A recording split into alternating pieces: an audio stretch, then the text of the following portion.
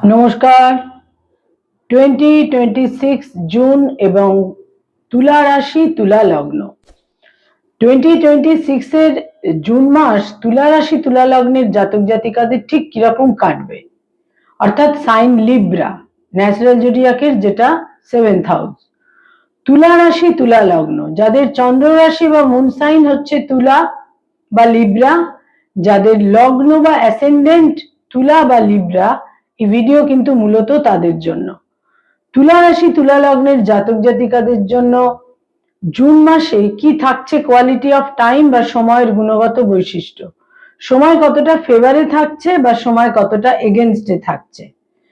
জ্যোতিষের পরিভাষায় এই মাসভিত্তিক রাশিফল, যাকে আমরা জ্যোতিষের পরিভাষায় বলে থাকি গোচর ফল, তুলা রাশি তুলা লগ্নের জাতক জাতিকাদের জন্য জুন মাসের মাসভিত্তিক রাশিফল। গোচর ফল কিন্তু সবসময় খুব গুরুত্বপূর্ণ হয়ে থাকে এবং মানুষের কাছে ভীষণভাবেই বাঞ্ছিত হয়ে থাকে। তার কারণ প্রত্যেকটা মানুষ জানতে চান সাধারণত যে তার আগামী সময় বা সামনের দিন, সামনের সপ্তাহ, সামনের মাস ঠিক কিরকম কাটবে। যারা অ্যাস্ট্রোলজি বা জ্যোতিষশাস্ত্রের উপর বিশ্বাস বা আস্থা রাখেন তাদের কাছে কিন্তু এটা একটা খুব গুরুত্বপূর্ণ দিক এবং তাদের কাছে একটা খুব আকাঙ্ক্ষিত দিক। তুলা রাশি তুলা লগ্নের জাতক জাতিকাদের জুন মাস ঠিক কিরকম কাটবে সেটা জানতে বা বুঝতে গেলে যেটা আমাদের প্রথমেই দেখতে হয় তা হচ্ছে জুন মাসে গ্রহদের কি সঞ্চার, মুভমেন্ট, গোচর, ট্রানজিট ইত্যাদি তৈরি হচ্ছে তুলা রাশি তুলা লগ্ন সাপেক্ষে। জুন মাসে যেটা আমাদের খুব গুরুত্বপূর্ণ দিক তুলা রাশি তুলা লগ্নের ক্ষেত্রে তো বটেই এবং সমস্ত রাশি লগ্নের ক্ষেত্রে, তা হচ্ছে একদম মাসের প্রথমেই ফার্স্ট জুন রাত্রিবেলায়, অর্থাৎ 2nd জুন রাত 12টার পর বৃহস্পতি তার অতিচার গতিতে তুলা রাশি তুলা লগ্ন সাপেক্ষে নবম ঘর অতিক্রম করে দশমে গোচর করবে। এটা একটা খুব গুরুত্বপূর্ণ দিক কিন্তু হতে চলেছে। এবং তারপরেই যেটা আরেকটি অন্যতম গুরুত্বপূর্ণ দিক তা হচ্ছে রাশি লগ্নের অধিপতি যে শুক্র, সেই শুক্র 8th জুন নবম ঘর অতিক্রম করে দশমে গোচর করবে। প্রথম 8টা দিন নবমে থাকছে, 8th জুন চলে আসছে দশমে। সুতরাং দশমে বৃহস্পতি থাকছে এবং তারপরে চলে আসছে শুক্র। বুধ তুলা রাশি তুলা লগ্ন সাপেক্ষে তাদের ভাগ্যস্থানের অধিপতি গ্রহ এবং দ্বাদশের অধিপতি গ্রহ, সেই বুধ 22nd জুন পর্যন্ত নবমেই থাকছে এবং 22nd জুন বুধ চলে আসছে দশমে।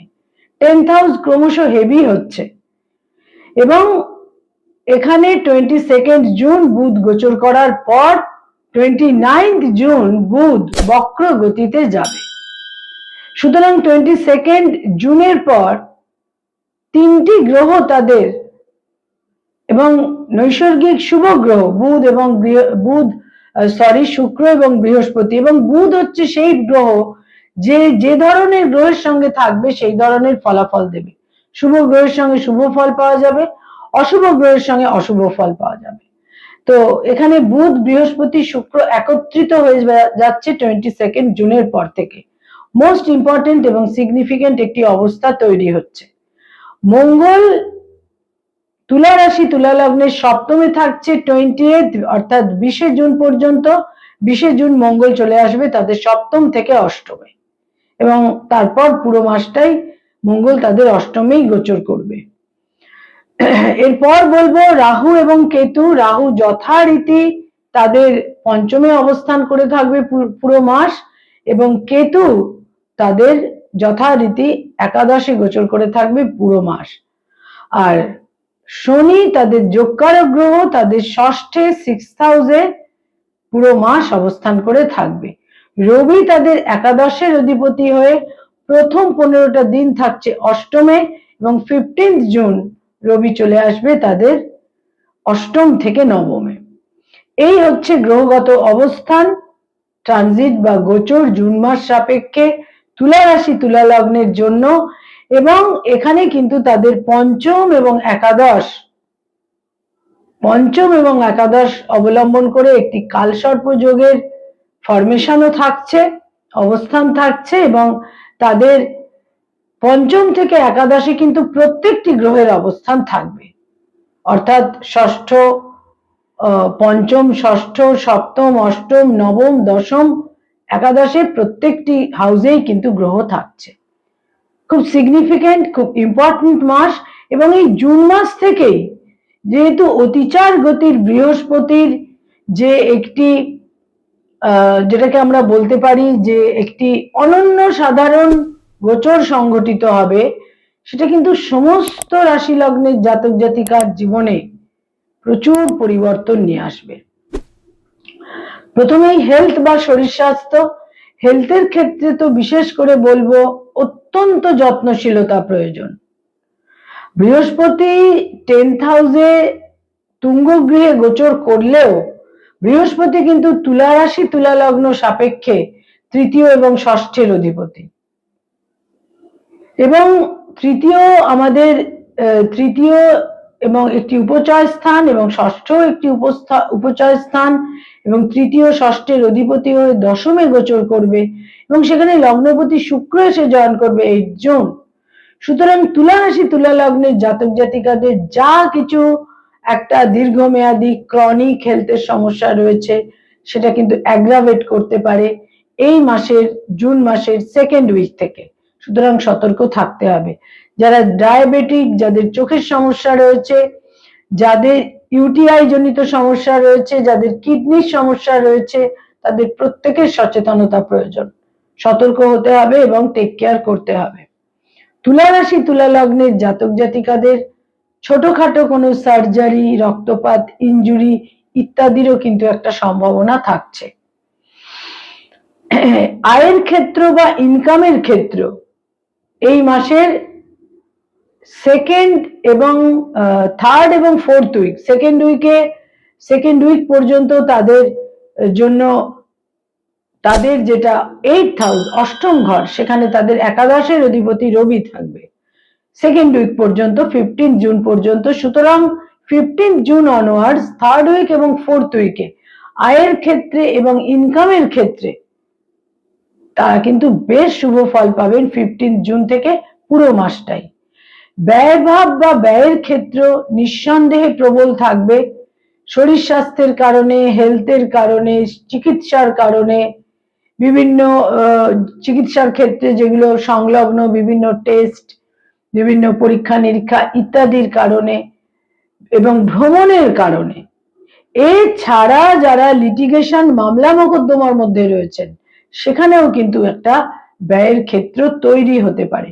সন্তানের কারণে ব্যয়, সন্তানের দূর যাত্রার কারণে ব্যয়, পারিবারিক গার্হস্থ্য পরিবেশের কারণে ব্যয়, এবং গৃহে নতুন করে তারা কোনো রিনোভেশন বা ইত্যাদির ক্ষেত্রেও কিন্তু একটা ইন্টেরিয়ারের কাজ, এই সমস্তের কারণেও কিন্তু ব্যয়ের একটা প্রাবল্য থাকছে।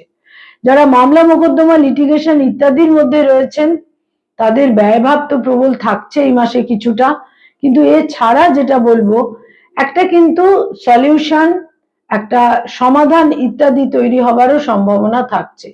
নতুন করে মামলা মোকদ্দমা তৈরি হওয়ার ক্ষেত্রে এই মাসের শেষ 10টা দিন কিন্তু যথেষ্ট সতর্কতা প্রয়োজন, এবং কিছুটা হাইপার হয়ে গিয়ে অতিরিক্ত উত্তেজনার বশে তারা কোনো পুলিশি ঝামেলা, মামলা মোকদ্দমা ইত্যাদির সঙ্গে সংযুক্ত হয়ে পড়তে কিন্তু পারেন, সে ব্যাপারে সতর্ক থাকতে হবে। সন্তান সম্পর্কে উদ্বেগ থাকবে, এবং সন্তানের দূরযাত্রার সম্ভাবনা থাকছে, সন্তানের সঙ্গে একটা দূরত্ব বা একটা ডিস্টেন্স, একটা মানসিক বোঝাপড়ার ক্ষেত্রে, সহমত হওয়ার ক্ষেত্রে একটা কিন্তু ঘাটতি থাকছেই। যারা ফ্যামিলি প্ল্যানিং ইত্যাদির কথা ভাবছেন সেখানে কিন্তু বলবো যে সময় তুলনামূলক কিন্তু এই মাসে বেশ শুভ, বিশেষ করে এই মাসের লাস্ট উইকস। যারা স্টুডেন্ট, ছাত্রছাত্রী, শিক্ষার্থী, বিদ্যার্থী, তাদের জন্য এই মাসের শেষ 2টি সপ্তাহ অত্যন্ত অনুকূল। বিভিন্নভাবে সময়ের ফেভার তারা পাবেন, উচ্চশিক্ষায় সাফল্য, উচ্চশিক্ষার ক্ষেত্রে কোনো অ্যাচিভমেন্ট, উচ্চশিক্ষায় যারা রিসার্চ ওরিয়েন্টেড কাজকর্ম করছেন, যারা পিএইচডি করছেন, সেখানে গাইড বা মেন্টরের সঙ্গে একটা প্রপার আন্ডারস্ট্যান্ডিং, সেখানে তাদের ফেভার পাওয়া, দাক্ষিণ্য পাওয়া ইত্যাদির যোগও কিন্তু থাকছে। কম্পিটিটিভ পরীক্ষার ক্ষেত্রে লাস্ট উইকস শুভ, সেখানে নতুন করে কোনো তারা প্রস্তুতি ইত্যাদির কথা ভাবতে পারেন। যারা কোনো রিলেশনশিপ, প্রেম প্রীতি প্রণয়ের মধ্যে রয়েছেন, হঠকারিতার যোগ থাকছে। হঠকারিতার বশে কিছু ভুল ভ্রান্তি করতে পারেন, বিবাহের সিদ্ধান্ত নিতে পারেন। এখানে এ সমস্ত ক্ষেত্রে একটু ইনডেপথ চিন্তা ভাবনা করার প্রয়োজন রয়েছে। যারা অলরেডি বিবাহিত দাম্পত্য জীবনে রয়েছেন, প্রবল মতপার্থক্য, মতভেদের যোগ থাকছে। লাস্ট 10 ডেজে সেই সমস্ত মতপার্থক্যের ক্ষেত্র কিন্তু আরো বৃদ্ধি পেতে পারে। হাজবেন্ড বা ওয়াইফের হেলথের ক্ষেত্রে যত্নশীল থাকতে হবে। যারা যারা তুলা রাশি তুলা লগ্নের জাতক জাতিকা, ডক্টর, মেডিকেল ফিল্ডে রয়েছেন, হিলিং প্রফেশনে রয়েছেন, তাদের জন্য প্রথম 2টি সপ্তাহ বিশেষ শুভ থাকছে না, কিন্তু লাস্ট 2 উইকস অত্যন্ত শুভ। ভাগ্য বৃদ্ধি, ভাগ্যোন্নতি, মর্যাদা বৃদ্ধি এবং সাফল্যের যোগ থাকছে। কর্মজীবনে একটা ইতিবাচক পরিস্থিতির যোগ থাকছে। যারা অ্যাডভোকেট, লয়ার, আইনি পরামর্শ দিয়ে থাকেন, এই মাসের শেষ সপ্তাহটি অত্যন্ত শুভ আপনাদের জন্য। বিভিন্নভাবে যোগাযোগের মাধ্যমে শুভ ফল পাবেন।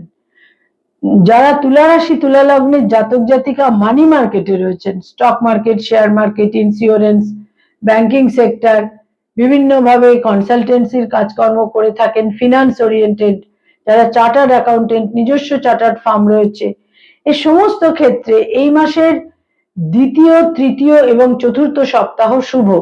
কিন্তু একটা কথা মনে রাখতে হবে, সেটা হচ্ছে 10th হাউসে বৃহস্পতি গোচর করে তুলা রাশি তুলা লগ্নের সমস্ত জাতক জাতিকার জীবনে, বিশেষ করে কেরিয়ারের ক্ষেত্রে, কর্মজীবনে বিশেষ কোনো চেঞ্জ এবং পরিবর্তন কিন্তু নিশ্চিত রূপে আনবে। এমনকি যারা নতুন জব সার্চ করছেন, সেখানে কর্মপ্রাপ্তির সম্ভাবনা, তবে নিজস্ব জন্মস্থান থেকে দূরে বা অন্য কোনো স্টেটে বা বিদেশে। যারা ক্রিয়েটিভ ফিল্ডের মানুষ, সৃষ্টিশীল কাজ করে থাকেন, সেখানে কিছু যারা পারফর্মিং আর্টের সঙ্গে সংযুক্ত, ইনোভেটিভ লেখালেখি করেন, বিজ্ঞাপনের জগতে, অ্যানিমেশনের জগতে রয়েছেন, বিভিন্নভাবে ক্রিয়েটিভিটির সঙ্গে যাদের সংযোগ রয়েছে, তাদের জন্য বলবো 2nd, 3rd এবং 4th উইক নিশ্চিত রূপে শুভ। কিন্তু কিছু বাধা, বিঘ্ন, প্রতিকূলতা থাকবে এবং বয়সে বড় ব্যক্তিত্বরা আপনাদের কিছুটা বাধা বিঘ্নের কারণও কিন্তু হতে পারেন।